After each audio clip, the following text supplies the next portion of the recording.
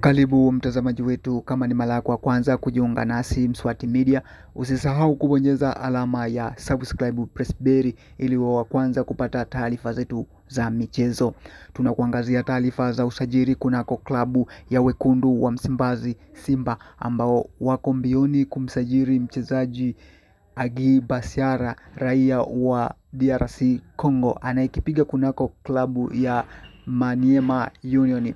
Mchezaji huyo anawindwa sana na Wekundu wa Msimbazi Simba, ambao management ya mchezaji huyo ilikaa na Wekundu wa Msimbazi ili kuona ni kwa kiasi gani mchezaji huyo anaweza akaachiliwa.